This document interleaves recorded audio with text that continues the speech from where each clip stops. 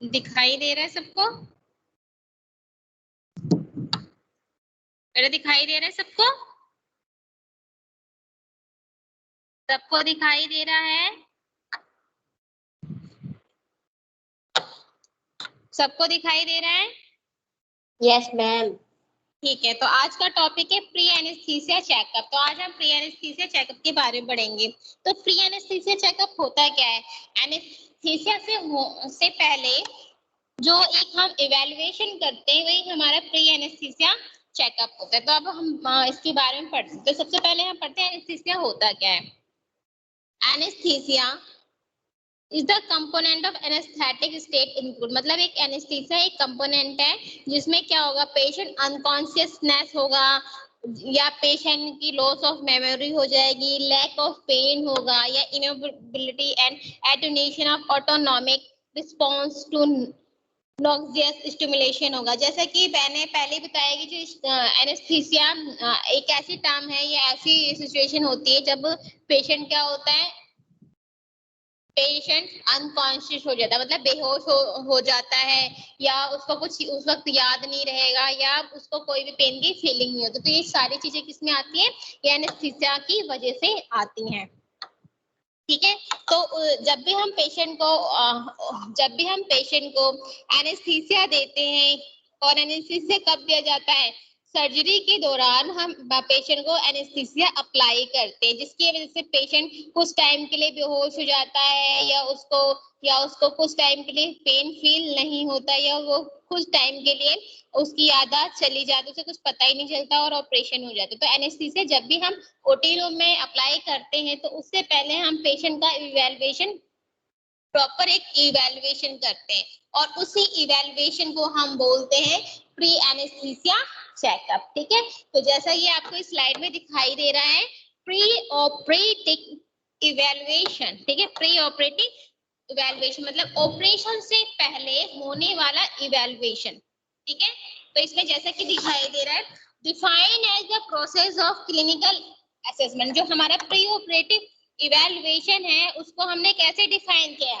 Define किया हमने, एक process of the clinical assessment that proceed delivery of anaesthesia for surgery and for non surgical procedure. तो जो हमारा प्री ऑपरेटिव इवैल्यूएशन है ये हमारा एक क्लिनिकल असेसमेंट का प्रोसेस है जिसके अकॉर्डिंग ही हम पेशेंट को सर्जरी के दौरान एनेस्थीसिया देंगे या अगर कोई नॉन सर्जिकल प्रोसीजर है, चाहे सर्जरी हो या नॉन सर्जिकल प्रोसीजर है, तो उस वक्त हमें एनेस्थीसिया कितना डिलीवर करना है, कितना प्रोसीड करना है, तो उसको हम देखेंगे। ठीक है, इतना समझ में आया?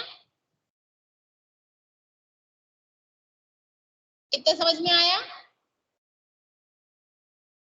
Yes ma'am.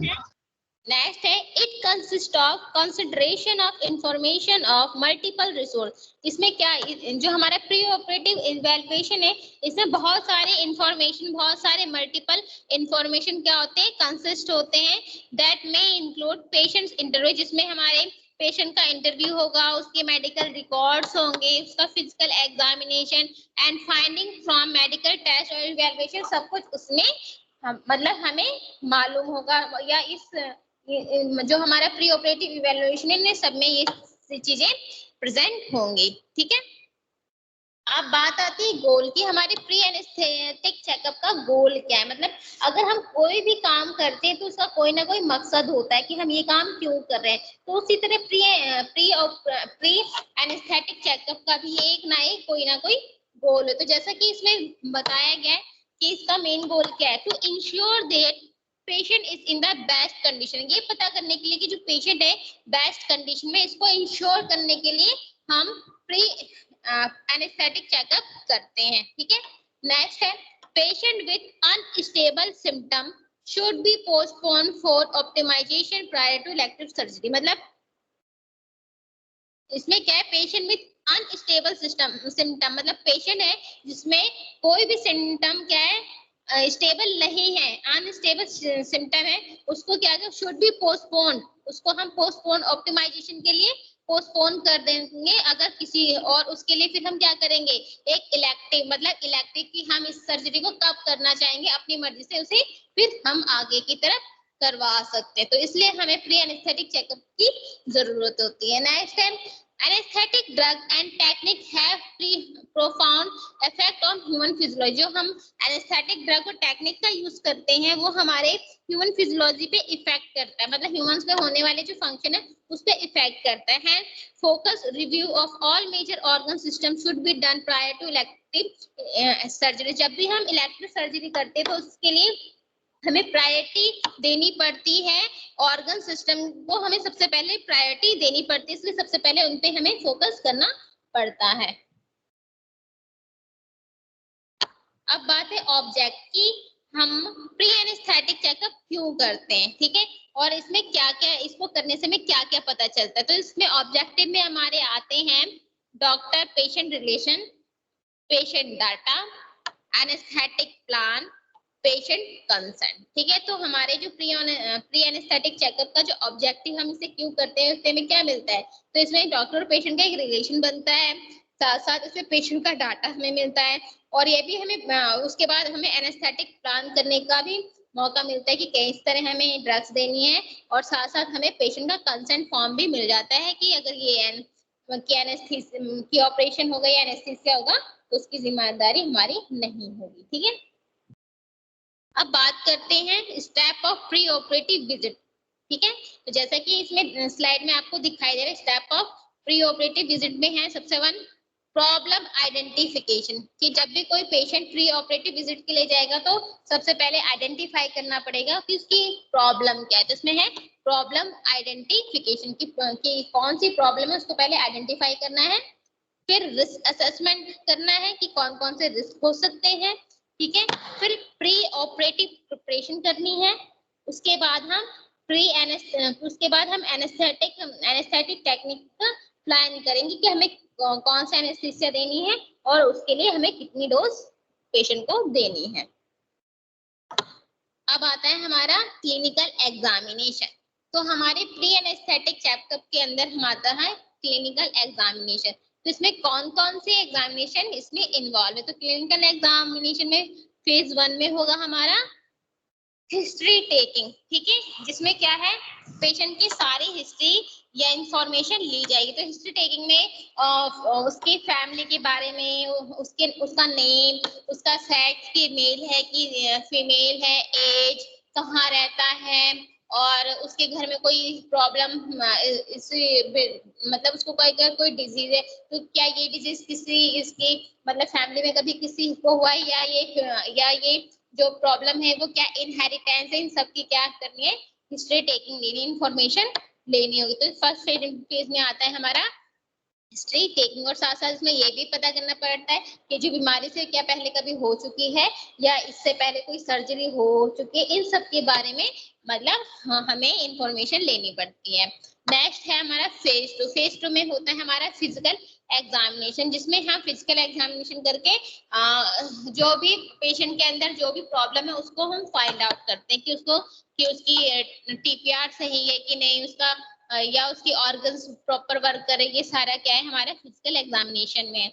नेक्स्ट आता है फेज 3 में एक्सप्लेनेशन, जिसमें हम इंफॉर्मेशन देंगे और डिसीज और मतलब एक्सप्लेनेशन में हम पेशेंट को उसके बारे में इंफॉर्मेशन भी देंगे और साथ साथ ये भी डिसाइड करेंगे कि उसे किस तरीके का एनेस्थीसिया देना है और कितना डोज उसको रिक्वायरमेंट है, ठीक है। अब बात करेंगे हम फेज 1 हिस्ट्री टेकिंग, जैसा कि मैंने पहले ही बताया। तो हिस्ट्री टेकिंग जो आता है हमारा फेज 1 में आता है। तो हिस्ट्री टेकिंग में क्या आता है, डेमोग्राफिक डिटेल, मतलब डेमोग्राफिक हमें पूरा प्रॉपर डिटेल लेनी पड़ती है। प्रेजेंटिंग कंप्लेंट, और उसका जो प्रेजेंट टाइम में कौन सी बीमारी है, ये कौन सी हेल्थ रिगार्डिंग कंप्लेन है उसके बारे में पता करेंगे। नेक्स्ट है हिस्ट्री ऑफ प्रेजेंट कंप्लेंट, और उसके साथ जो प्रेजेंट कंप्लेंट है उसकी हिस्ट्री, ये कब से है, कब तक रहा है, ये पहले भी हो चुका है, इन सब के बारे में हम पता करेंगे। नेक्स्ट है पास्ट मेडिकल हिस्ट्री, और साथ साथ ये भी पता करेंगे कि प्रीवियस टाइम में उनको कोई प्रॉब्लम तो नहीं थी या कोई सर्जरी तो नहीं हुई, तो हम ये पास्ट मेडिकल हिस्ट्री भी साथ साथ देंगे और ये भी देखेंगे पास्ट में कि कोई मेडिसिन तो नहीं ले रहे थे, इन सब के बारे में पता करेंगे। नेक्स्ट है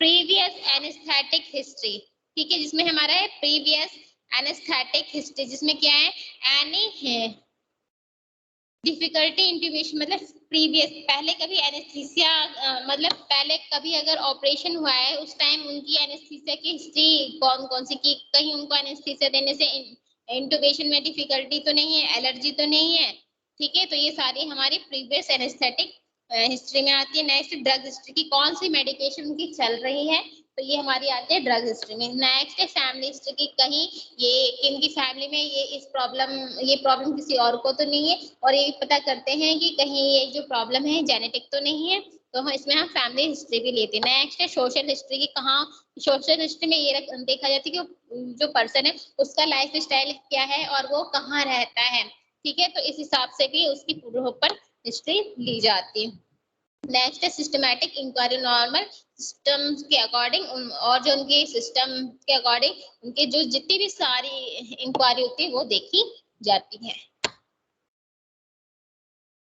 नेक्स्ट आता है डेमोग्राफिक डिटेल। अब बात हम करेंगे डेमोग्राफिक डिटेल। डेमोग्राफिक डिटेल में हमारी आती है डेट टाइम ऑफ एग्जामिनेशन की। डेमोग्राफी जो है हमारे हिस्ट्री टेकिंग में आती है, जिसमें कौन से दिन और कौन से टाइम में एग्जामिनेशन हुआ, पेशेंट का नाम, एज, वेट, एड्रेस, जैसे कि मैंने पहले बताई डेमोग्राफिक डिटेल में ये होगा। साथ में होगा सोर्स ऑफ रेफर, किसने मतलब रेफर किया ये भी देखा जाएगा, और किस डॉक्टर को रेफर किया ये भी उसमें लिखा होगा। साथ साथ उसकी सोर्स ऑफ हिस्ट्री की, पेशेंट कैसे हैं, पेशेंट का नाम, रिलेटिव और उसका टेक केयर, उन सबकी सारी हिस्ट्री देखी जाएगी। अब बात आती है फिजिकल एग्जामिनेशन। तो फिजिकल एग्जामिनेशन में हमारा नंबर 1 आता है जनरल एग्जामिनेशन। जनरल एग्जामिनेशन में किसका टेस्ट करेंगे, पहले तो हम इसमें करेंगे ब्लड प्रेशर का टेस्ट होगा, पल्स होगी, रेस्पिरेटरी होगी और टेम्परेचर का नॉर्मल जो वाइटल्स हैं उनका एग्जामिनेशन होगा। साथ साथ jaundice, pallor, cyanosis, clubbing, oedema, hydration status, इनका एग्जामिनेशन होगा। साथ साथ ये भी देखा जाएगा कि पर्सन का वेट कितना है, ठीक है। नेक्स्ट है इसमें सिस्टमैटिक एग्जामिनेशन। सिस्टमैटिक एग्जामिनेशन में जैसे उनका कि पेशेंट को कोई कार्डियोवास्कुलर या हार्ट रिगार्डिंग कोई प्रॉब्लम तो नहीं है, उसके लिए हम कार्डियो और वास्कुलर एग्जामिनेशन करेंगे, और साथ साथ पल्मोनरी एग्जामिनेशन भी करेंगे, कहीं उनको सांस लेने में या रेस्पिरेटरी रिगार्डिंग कोई प्रॉब्लम तो नहीं, तो ये हमारे सिस्टमैटिक एग्जामिनेशन में आता है। नेक्स्ट है हमारा स्पेशल एग्जामिनेशन। स्पेशल एग्जामिनेशन में हम एयरवे असेसमेंट करेंगे, मतलब ये देखेंगे कि पेशेंट को कि जो एयरवे है वो क्लियर है या नहीं, कहीं अगर कहीं ऑब्स्ट्रक्शन है तो पहले उसको ठीक किया जाता है, तो इसके लिए हम एयरवे असेसमेंट देखना पड़ेगा। नेक्स्ट है हमारा पेरिफेरल वीनस एक्सेस। जो हमारा पेरिफेरल वीनस एक्सेस है, जहाँ पे हमें फ्लूइड अटैच करना है या कैथेटर यूज करना है, तो ये भी हमें देखना है कि कौन सा उनका पेरिफेरल वीनस एक्सेस कहाँ से हो सकता है। तो नेक्स्ट है स्पाइनल एग्जामिनेशन। क्यों, क्योंकि अगर हमें एनेस्थीसिया देना होगा तो हमें उसके लिए हमें स्पाइनल एग्जामिनेशन करना पड़ेगा कि स्पाइन में कोई प्रॉब्लम तो नहीं है। अब बात करते हैं एयरवे की। तो एयरवे क्या है, airway is the incidence of difficult intubation report to range between 0.13 से 5.9। मतलब अगर इंट्यूबेशन में अगर डिफिकल्टी है तो उसकी जो रेंज आएगी, अगर हम फिजिकल एग्जामिनेशन करते हैं एयरवे की, और अगर इंट्यूबेशन में अगर किसी भी तरीके की डिफिकल्टी है और उसकी रेंज 0.13 से लेकर 5.9 तक आती है, तो इसका मतलब पेशेंट को प्रॉब्लम है। It can be predict an expert and anesthesiologist is called for the case। और खास तौर से जब ये प्रेडिक्ट हो जाएगा तो जो एनेस्थीसियोलॉजी होंगे उसको एक तरीके केस के रूप में लेंगे, ठीक है।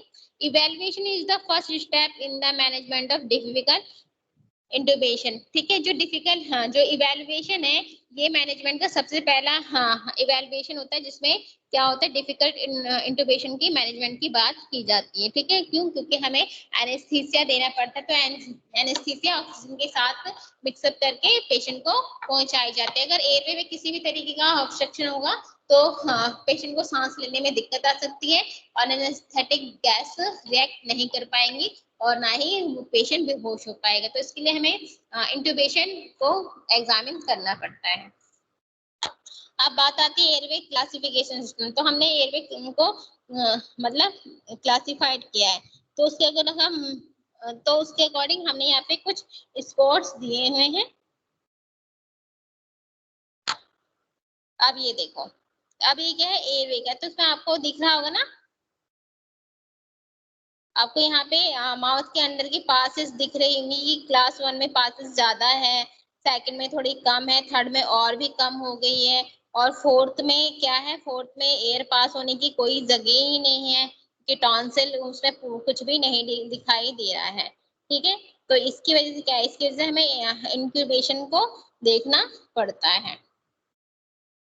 तो अगर हमने सामने से माउथ की तरफ से देखा तो ऐसा है, लेकिन अगर हम वोकल कॉर्ड की बात करें तो ग्रेड 1 में जो वोकल कॉर्ड है वो थोड़ा ओपन है। ठीक है, ग्रेड सेकंड में वो थोड़ा सा बंद हो गया, थर्ड में और भी चेंजेस आ गए, फोर्थ प्रॉपर तरीके से बंद हो गया। तो अगर ऐसा होगा तो इंटुबेशन देने में दिक्कत आ सकती है। अब बात करते हैं एयरवे इवेल्युएशन। तो इसमें क्या है, मेंटो थायरॉइड डिस्टेंस कम से कम 6 सेंटीमीटर का होना चाहिए, मेंटो स्टर्नल डिस्टेंस कम से कम 15 सेंटीमीटर का होना चाहिए, मेंथो हाइट डिस्टेंस कम से कम 3 के बराबर होना चाहिए, नेक मूवमेंट फ्लेक्शन और एक्सटेंशन होनी चाहिए। ठीक है, साथ साथ रेडिएशन की हिस्ट्री होनी चाहिए, और साथ साथ नेजल कैविटी का भी इवेल्युएशन होना चाहिए। तो इसमें देखो थायरोमेंटल डिस्टेंस क्या है, मेजर किया जा रहा है। ठीक है, अब ये देखो,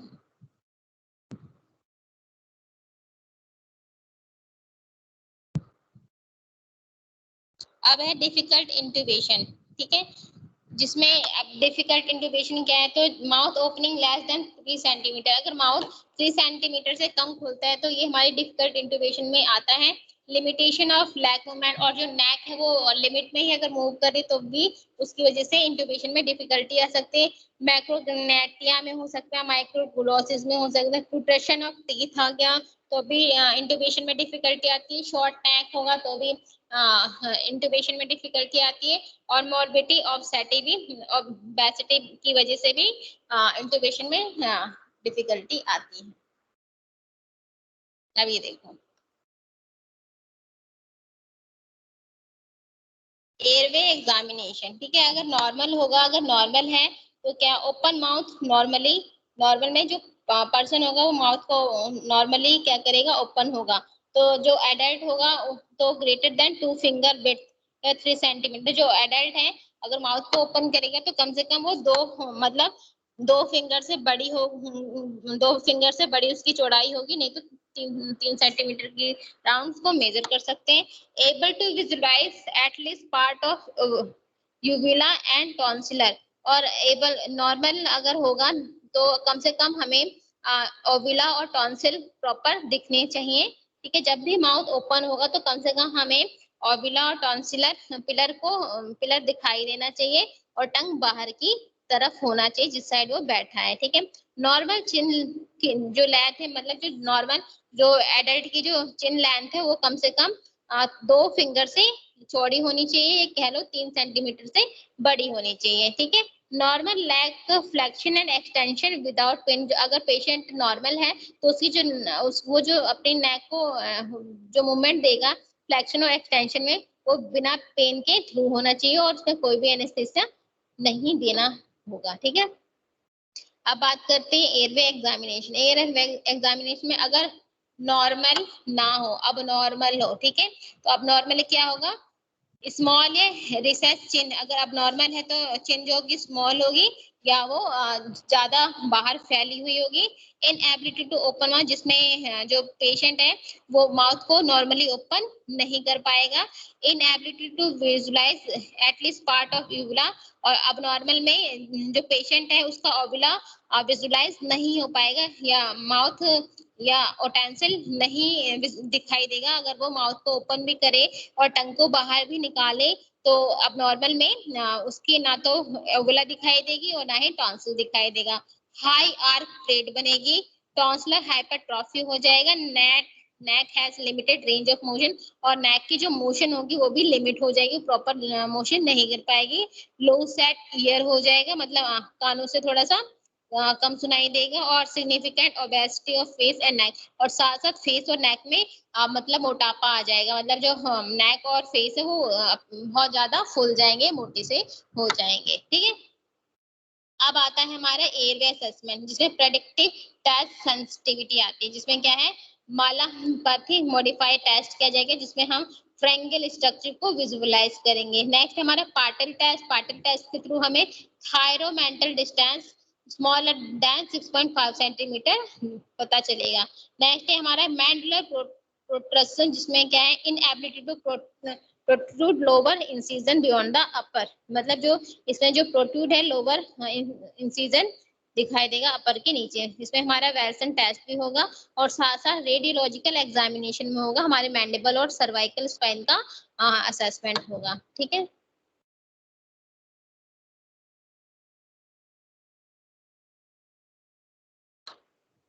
अब बात आती है हमारी कार्डियोवास्कुलर सिस्टम की। कार्डियोवास्कुलर सिस्टम में हम पल्स चेक करेंगे, पल्स रेट चेक करेंगे, रिदम रेट चेक करेंगे और साथ साथ हम उसकी करेक्टर और वॉल्यूम को भी मेजर करेंगे। इसमें कार्डियोवास्कुलर सिस्टम में हम बीपी चेक करेंगे और साथ साथ जोगुलर वीनस पल्स हैं उनकी हाइट और उसकी करेक्टर देखेंगे और हम एंगल एडिमा को भी देखेंगे, प्रेजेंस है या अब्सेंस है। नेक्स्ट है इंस्पेक्शन। हम इसका अगर कोई कहीं किसी जगह स्कार है, चोट लगे तो उसको इंस्पेक्ट करेंगे। अगर कोई अबनॉर्मल वेसल्स है उसको ऑब्जर्व करेंगे। लंप है, चेस्ट की शेप कैसे, एपेक्स की बीट पोजीशन कैसे, इनको सबको हमें इंस्पेक्शन करना होता है। नेक्स्ट है पल्पिटेशन जिसमें क्या है लोकलाइज टेक्निक का यूज किया जाएगा जिसमें हमें हार्ट बीट को कंफर्म करना होगा, प्रेजेंस ऑफ थ्रिल और पेरिफेरल पल्स और दोनों साइड के जो पल्सेस है उनको हमें कंफर्म करना होगा। ठीक है, नेक्स्ट में परक्यूशन टेक्निक का यूज करके हमें हार्ट की साइज का पता करना पड़ेगा। ठीक है, फिर है एस्कल्टेशन टेक्निक। एस्कल्टेशन टेक्निक के थ्रू हमें हार्ट साउंड और मरमर साउंड जो है उनका पता करना होगा। ठीक है, अब how to review the organ system, तो कैसे हम ऑर्गन सिस्टम का रिव्यू देंगे। अगर हम सीवीएस की बात करें तो symptom of the following problem thought in the patient, ये फॉलोइंग सिम्टम है जो पेशेंट में हो सकते हैं। इसमें इस्केमिक हार्ट डिजीज हो सकती है, एसटीएन हो सकता है, हार्ट फेलियर हो सकता है, कंडक्शन इफेक्ट और रिदमिया हो सकती है और पेरिफेरल वास्कुलर डिजीज भी हो सकती है। Patient with have of MI are greater risk of pre operative reinfection. अगर किसी में जो एमआई है वो बहुत ज्यादा मतलब मायोकार्डियल इन्फेक्शन ज्यादा है तो उसको प्री ऑपरेटिव रीइंफेक्शन कराना होगा। ठीक है, जिससे क्या होगा, जिससे जो इंटरवल टाइम होगा ना सर्जरी और इन्फेक्शन के बीच वो आपस में रिलेट करेगा। Presence of unstable angina has been associated with a high pre operative risk of MI. मतलब ये क्या है, अगर किसी में अनस्टेबल एजाइना प्रेजेंट है वो पेशेंट में होने वाले हाई प्री ऑपरेटिव रिस्क की वजह से होगा और वो रिस्क कौन सा होगा, मायोकार्डियल इन्फेक्शन की वजह से होगा। नेक्स्ट है presence of active congestive heart failure has been associated with increase incidence of pre operative cardiac morbidity. मतलब प्री ऑपरेटिव कार्डियक मॉर्बिडिटी की ही प्रेजेंस की वजह से, ये उसके इंक्रीज होने की वजह से कंजेस्टिव हार्ट फेलियर होने के चांसेस बढ़ जाएंगे। ठीक है, अब है रिवाइज कार्डियक रिस्क इंडेक्स जिसमें हम high risk type of surgery देखेंगे, history of ischemic heart disease के बारे में पढ़ेंगे। ठीक है, history of congestive heart failure, cardiovascular disease, pre operative treatment with insulin और प्री ऑपरेटिव सीरम क्रिएटिनिन, इन सब के बारे में देखा जाएगा। अब है clinical predictor of increase pre operative CVS risk, मतलब कि कौन कौन से क्लिनिकल प्रेडिक्टिव हैं जिसमें ये पता करेंगे कि किस केस में प्री ऑपरेटिव सीवीएस रिस्क बढ़ चुका है। तो अगर मेजर की बात करें तो मेजर में हमारा है अनस्टेबल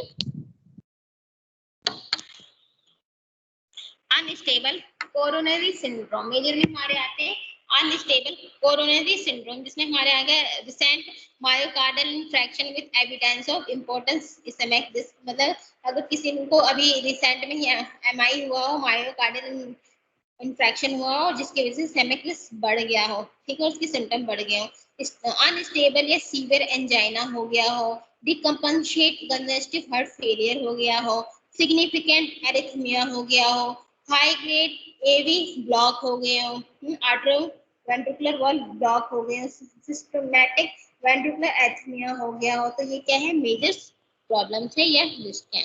इंटरमीडिएट में है हमारे माइल्ड एंजाइना पेक्टोरिया हो गया हो, प्रायर एमआई मतलब myocardial infection by histopathological Q wave की वजह से हो गया हो, कंजेस्टिव हार्ट फेलियर अगर हो गया हो, डायबिटीज मेलाइटिस। ठीक है, नेक्स्ट है माइनर में आते हैं एडवांस एज हो, अब नॉर्मल ईसीजी हो, रिदम अदर देन साइनस की, मतलब साइनस से अलग एक रिदम हो, लो फंक्शनल कैपेसिटी हो, एंड हिस्ट्री ऑफ स्ट्रोक हो कि अगर उनको कभी हिस्ट्री कभी पहले कभी स्ट्रोक हो चुका है उसकी हिस्ट्री हो। ठीक है, और अनकंट्रोल्ड सिस्टमैटिक एसटीएन हो। ठीक है, अब आती है हमारे फंक्शनल कैपेसिटी। इसमें हमारे मेटाबॉलिक इक्विवेलेंट होंगे एम मैट, जैसे कि मैंने टीएमटी में आपको पढ़ाया है, तो एम मैट देखेंगे, फोर मैट, इन सबका रेशियो देखा जाएगा। फंक्शनल कैपेसिटी कैसे मिलती है, तो pre operative cardiac and long term risk evaluate patient unable to obtain format demand, मतलब अगर हाँ पेशेंट जो है अगर फॉर्मेट डिमांड को पूरा करने में अनेबल है तब हम इसको देखेंगे। ठीक है, हाइपरटेंशन के अनट्रीटेड पोरली कंट्रोल टीएचएन, मतलब टीएचएन हाइटेंशन में lead exaggerate cardiovascular response during anaesthesia. ठीक है, अनट्रीटेड अगर किसी में हाइपरटेंशन की प्रॉब्लम और वो ट्रीटेड नहीं है तो वो एनेस्थीसिया में प्रॉब्लम क्रिएट कर सकते हैं।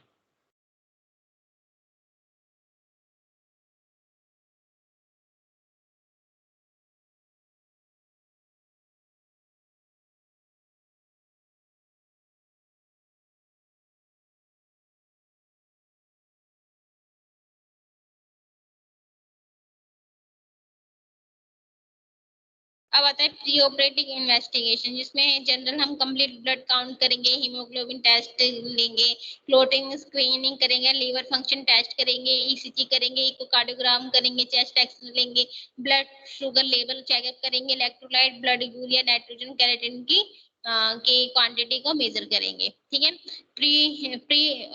प्रिपरेशन फॉर एनेस्थीसिया की प्रिपरेशन कैसे करेंगे एनेस्थीसिया की, तो इसमें continuing current medication treatment of को एक्सिडिंग डिजीज, मतलब कंटिन्यू जो उसकी करंट मेडिसिन है उसको कंटिन्यू करेंगे। It is the responsibility of anaesthesiology to instruct patient regarding which medication to take and which to hold pre operative, मतलब इसमें जो एनेस्थेसियोलॉजी की रिस्पांसिबिलिटी होती है कि पेशेंट को ये बताए कि कौन सी मेडिसिन उसे कैरी कर लेते रहना चाहिए, कौन से उसे प्री ऑपरेटिव तक रोक देना चाहिए। ठीक है, अब इस नेक्स्ट है इसमें instruction patient to be take medication with small sip of water even if fast, अगर वो फास्ट में है तो वो मेडिकेशन ले सकता है विद द वाटर। ठीक है, तो medication to be continue on the day of surgery, मतलब सर्जरी के दिन भी कौन सी मेडिकेशन हम पेशेंट को दे सकते हैं, तो हम एंटी हाइपरटेंसिव दे सकते हैं, कार्डियक मेडिकेशन दे सकते हैं, थायराइड मेडिकेशन दे सकते हैं, और यहाँ तक कि बर्थ कंट्रोल पिल्स, आई ड्रॉप, हार्ट बर्नरी रिफ्लक्स मेडिकेशन दे सकते हैं, नार्कोटिक दे सकते हैं, एंटी